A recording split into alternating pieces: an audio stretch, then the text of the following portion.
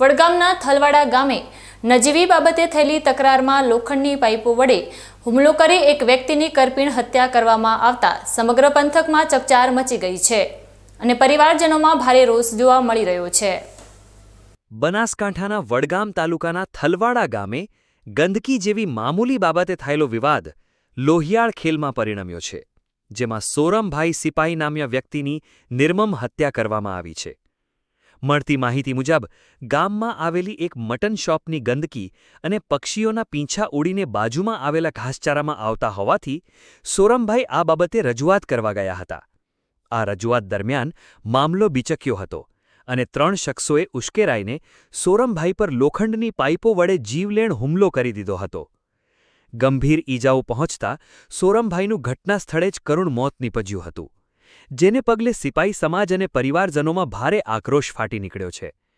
આ ઘટના બાદ વડગામ સિવિલ હોસ્પિટલ ખાતે સમાજના આગેવાનો અને લોકોના ટોળે ટોળા ઉમટી પડ્યા હતા અને વાતાવરણ તંગ બની ગયું હતું। રોષે ભરાયેલા પરિવારજનો અને સમાજના લોકોએ સ્પષ્ટ ચીમકી ઉચ્ચારી છે કે જ્યાં સુધી હત્યા કરનારા આરોપીઓની ધરપકડ કરવામાં નહીં આવે ત્યાં સુધી તેઓ મૃતદેહ સ્વીકારવાનો ઇનકાર કરશે।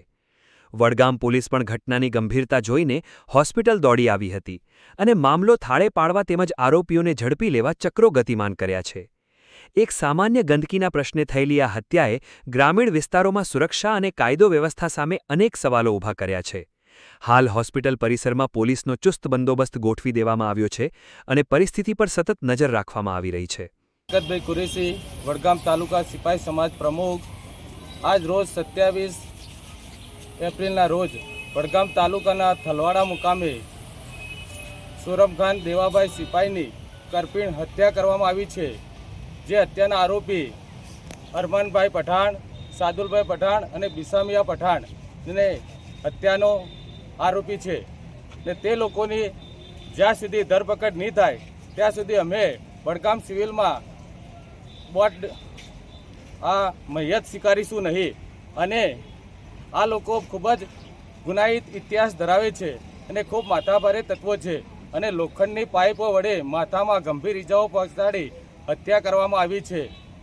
અને ત્યારબાદ આ લોકોના ઘર પર અમારી માંગ છે કે બુલડોઝર ચાલવું જોઈએ।